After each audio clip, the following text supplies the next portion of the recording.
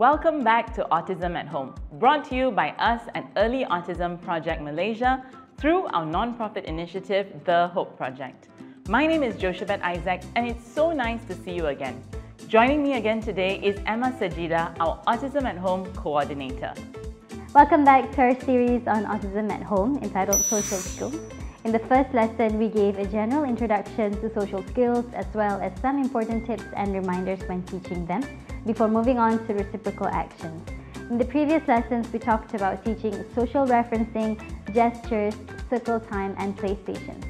In this lesson, we will be talking about peer play.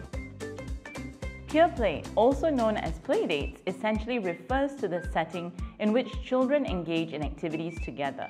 Typically, developing children may grow up with the ability to learn to build and maintain friendships.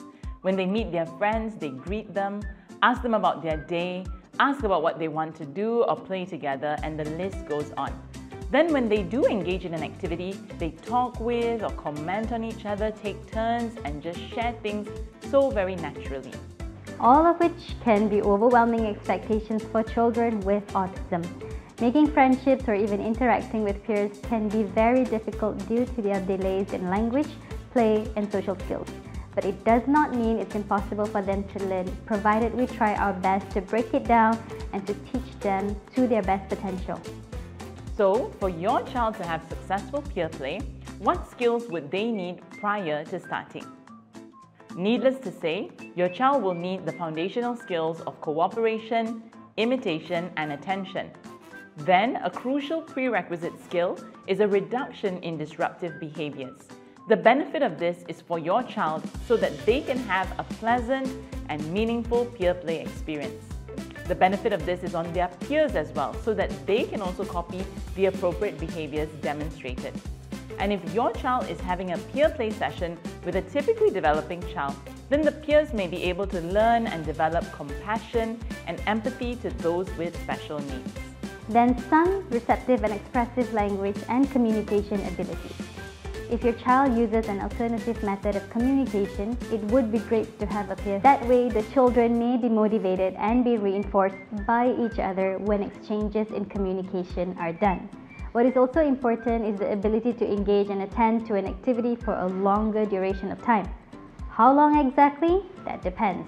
If your child and his peers are all able to attend up to 3 to 4 minutes, then you can easily use that as your baseline for when you're planning for these activities. Your child will need to have some basic play skills, be it puzzles, simple toy play, as well as the ability to engage in interactive interactions, as well as some physical games are beneficial to have a broader range of activities that can be incorporated into their peer play sessions. Some social skills like greeting, taking turns, sharing, waiting, and simple conversations are all beneficial too. Peer play sessions are such a great platform to help your child generalize these skills. Finally, some independence in all the different areas. Not necessarily 100%, but at least some.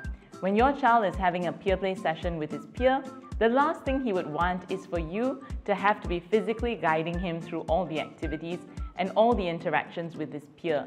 This may hurt his confidence and he may then develop negative associations with peer play.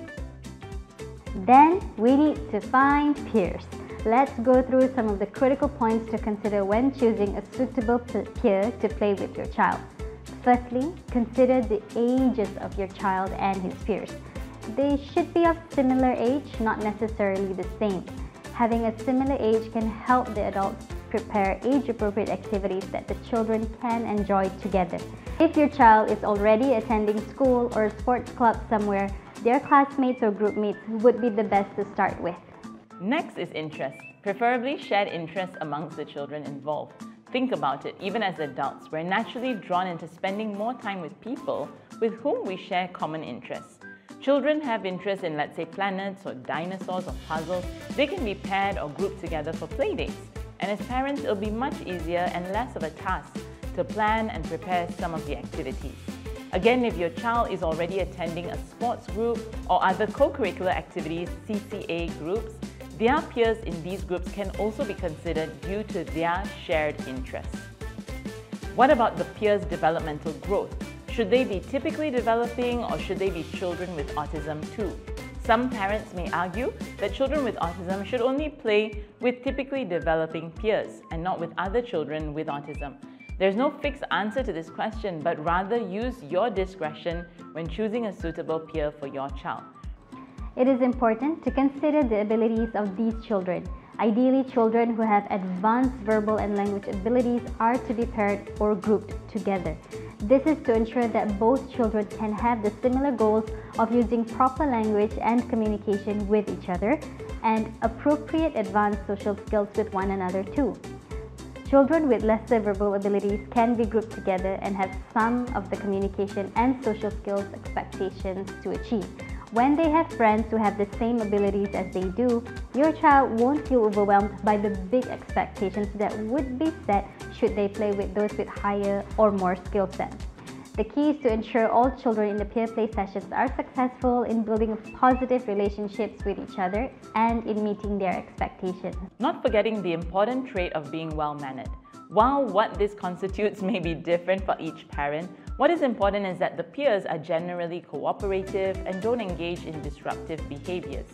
Basically, if you want your child to copy his peers' behaviors, then you should invite them over. But if you notice some of the negative behaviors that his peers normally engage in, then this may not be the most suitable peer. Children with autism may take some time to learn what is appropriate and what is not. So even if his peer meets the first 3 points but constantly engages in tantrum or defiant behaviors, your child may copy these without understanding them. You will then have to do the hard work of helping your child unlearn these inappropriate behaviors and relearn the appropriate one. Now that you have the list of matters to consider when choosing a peer, it is important to understand that most likely we will not be able to find the perfect peer who scores perfectly on these 5 points. At the end of the day, sometimes it is just about finding a peer that is available and suitable and just trial it out. When you've narrowed down your pool of potential peers, find out more about each of them and make your best decision. Next, materials. This can include quite a number, but it really depends on your child and his peers' skill sets, as well as the activities that you have planned. And yes, you will need to plan some activities or structure to ensure the peer play sessions do go smoothly. Some of the basic visuals for management of behaviors can include a visual schedule of all the routines and activities for that peer play session. Then a first then token board chart will be useful, as well as a timer and a wait or take turns or share card. If you are setting up a game, social or board, it would be great to have a rule card for them. For example, if you're getting the children to play red light and green light, a rule card for this would include having the reminders that red means stop and green means go. These rule cards should be the main tool to prompt your child when necessary. A social story will help communicate to your child what peer play means, when it is happening, where it is happening, who will be joining, and what they can do. Another social story can be used to communicate the social expectations for when they begin the peer play sessions. If your child has developed sustained attention, you can consider merging this information with the first social story. Otherwise, keep them separated so that each social story won't become too long or has too much information. A token board will be a great addition to the materials. The type of token board suitable for your child and his peers will depend on the type he currently uses. Remember, peer play sessions are not the platform for your child with autism to learn something new, unless he has the ability to do so in a natural setting. A calendar will be useful when you foreshadow to your child on the peer play sessions that will be happening. The rest of the materials will depend on the activities that you have planned for the peer play session. Don't forget the reinforcements too. If your child is able to share the reward with his peers, they can enjoy rewards like video time or a special snack time with his peers. If your child prefers to have his reward on his own, that's okay too. They can each then have a reward for doing what is expected. The frequency of the rewards will depend on what works best for your child and his peers. If they're able to wait and delay their gratification, then perhaps one huge reward at the end of the peer play session. Otherwise, consider giving reward time after each activity. Some tips for peer plays. Being organized and well prepared is essential. Structure is important, especially at the beginning, so that the children are just having fun through some simple and fun activities.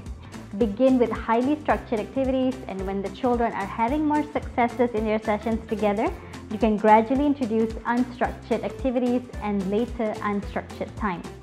The goal here is to help the children build positive associations with each other through fun.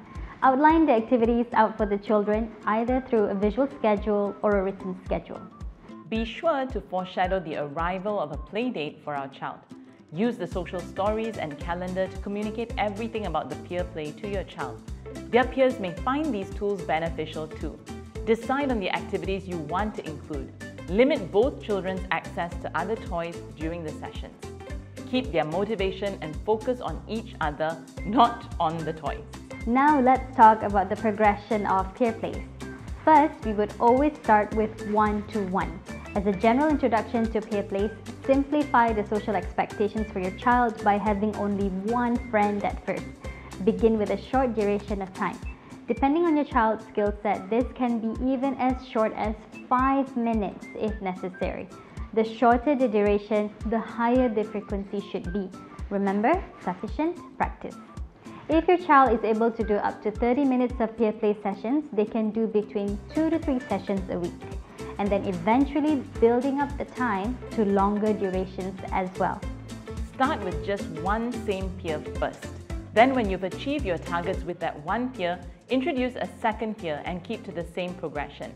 By this time, your child would have scheduled peer plays with 2 different peers per week. Keep the peer play sessions with the same peer as the first, maybe twice a week, then once to twice a week with the second. Then starting the first one, consider having some simple but specific goals like your child playing with the same activity with peer, then your child responding non-verbally to the peer, and then responding verbally to peer. Then your child starts participating in answering questions as this gradually increases expectations. As your child has achieved the ideal goal with the second child, you can try doing peer play sessions with 2 peers, the first and the second together. Repeat the same progression and frequency plan and increase gradually. Build this up to and increase the group size. Remember to keep to the same progression plan. Finally, let's look at the stages of play. The first is parallel play. Parallel play involves limited social participation in which a child plays near other children with similar materials, but does not try to influence their behavior.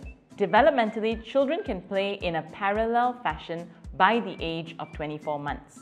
Examples of these include playing with Play-Doh, 2 children sitting at the same table, both have Play-Doh. They play independently without the expectation of speaking to one another. Or doing some simple puzzles. Each child has a puzzle, sits next to one another doing their own puzzle. Then there's associative play. This involves true social interaction in which the children engage in separate activities, but they interact by exchanging toys and commenting on one another's behavior. Developmentally, children that are 3 years, 6 months play in an associative format.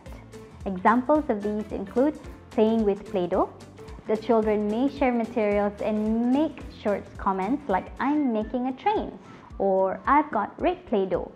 Playing with puzzles, the children may comment, "I'm doing the dinosaur puzzle," or "Mine's a green dinosaur," and swap their puzzles with their friends when they finish. Lastly, it's the cooperative play. Cooperative play involves true social interaction that is more advanced. Children will work towards a common goal. Developmentally, children that are 4 years old play cooperatively. Examples of these include playing with Play-Doh. The children may decide to make trucks to crash into block buildings. The children discuss the trucks they are building, then decide to crash it together into the building and then do it again and again. With puzzles, children would work on the same puzzle set together. They may discuss certain attributes about the puzzle. When they're playing with dinosaur-themed puzzle sets, they may make statements like, "I have a dinosaur toy at home," and the other may respond with, "I have a dinosaur backpack." Some of the recommended activities you can include in peer play can include simple physical games like chasing, making choo-choo train, dancing to music, hide and seek, throwing and rolling the ball, blowing, catching bubbles, musical chairs, following the leader, red light, green light, duck, duck, goose, row, row your boat. Structured games, activities involving turn-taking or sharing. So some of these are like Hungry Hippo, fishing toy, Connect 4, Zingo.